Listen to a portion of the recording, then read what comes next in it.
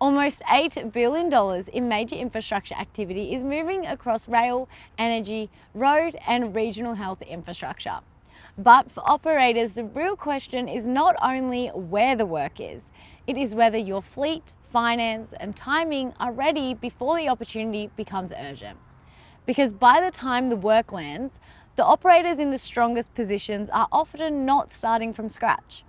They already know what they can fund, what machines they may need, and how the numbers could work. Across Australia, project activity is still moving.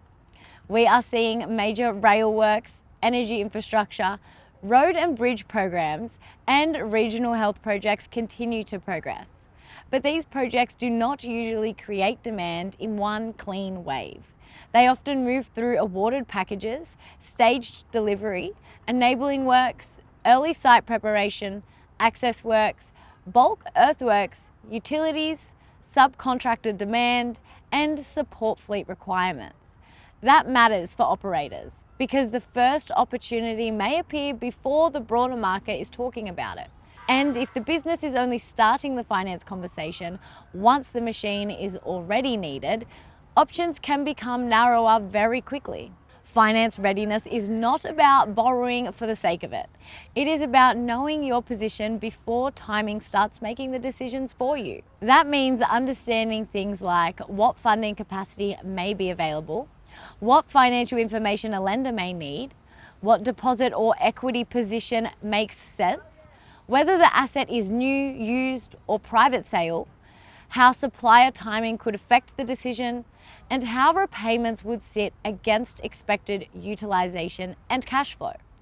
In other words, it is not just, can this be approved? The better question is, can this be structured in a way that supports how the machine will actually earn? When work is close, decisions get more pressured. The right machine may not be available. Supplier timing may shift. The business may need to preserve cash for mobilisation, wages, fuel, deposits or early project costs. And if the finance structure is rushed, the repayments may technically fit on paper, but still create pressure operationally. That is why stronger operators tend to review finance before procurement becomes urgent. They are not trying to move recklessly, they are trying to preserve choice. For July, the practical review is simple. First, look at the work you are trying to be ready for. Second, look at the machine or fleet gap that could hold you back. Third, understand whether the asset is likely to improve output, uptime, mobilisation, or cash flow. Fourth, get a clearer view of finance capacity before the supplier, tender, or contract timing starts applying pressure. That is the difference between reacting to demand and preparing for it.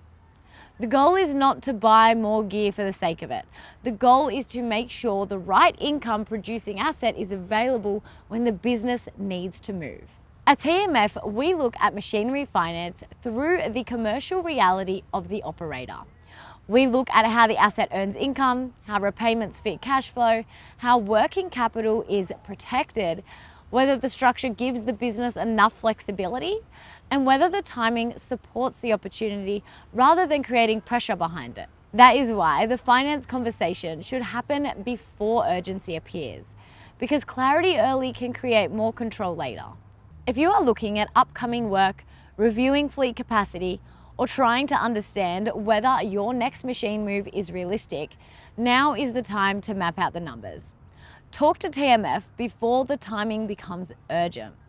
We can help you understand your options clearly and structure the conversation around the asset, the cash flow, and the business decision.